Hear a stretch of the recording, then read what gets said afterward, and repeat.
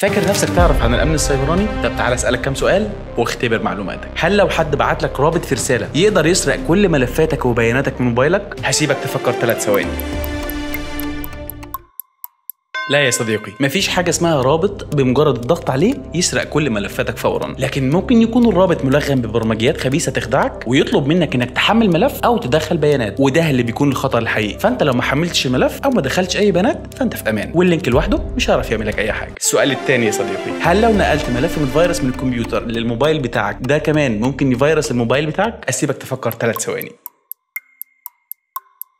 الإجابة لا يا صديقي. الفيروسات اللي بتصيب الكمبيوتر زي الفيروسات الخاصة بنظام ويندوز ما تقدرش تصيب الموبايل، لأنه الموبايل بيشتغل بنظام تشغيل مختلف زي الأندرويد والآي أو إس. سؤال ثالث يا صديقي البروف، ودي سهلة بقى، هل لو حد بعت لك صورة على الواتساب أو الماسنجر هل ممكن يقدر يهكرك بمجرد إنك تفتح الصورة دي؟ هسيبك 3 ثواني ويا ريت تجاوب صح المرة دي. أيوه، هي أولها لام. فعلا لا يا صديقي، مفيش. الحركة دي ممكن تتم على الكمبيوتر لكن مش من الموبايل. على الكمبيوتر في بعض الثغرات الممكنة اللي ممكن تستغلها الملفات أو الصور لفتح أبواب للاختراق بمجرد فتح الصورة أو الملف. أما في الموبايلات فالموضوع مختلف تماما. الموبايلات أكتر أمان في الحكاية دي، لأنه أنظمة التشغيل زي أندرويد والآي أو إس مش بتسمح بتشغيل أكواد خبيثة مخفية داخل الصور أو الملفات بنفس الطريقة اللي بتحصل جوه الكمبيوتر. سؤال سهل بقى ومباشر، هل لو شلت شريحة الموبايل من الجهاز محدش هيقدر يحدد مكانك؟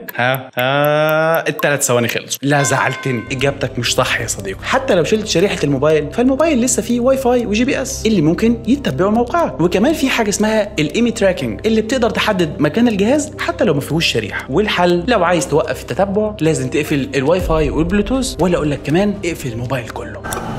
يلا قول لي بامانه، جاوبت كام سؤال صح يا صديقي؟ ما تخافش، هديك الدرجه النهائيه. تابعني بس على اليوتيوب والتيك توك والفيسبوك. كان معكم البروفيسور اكس.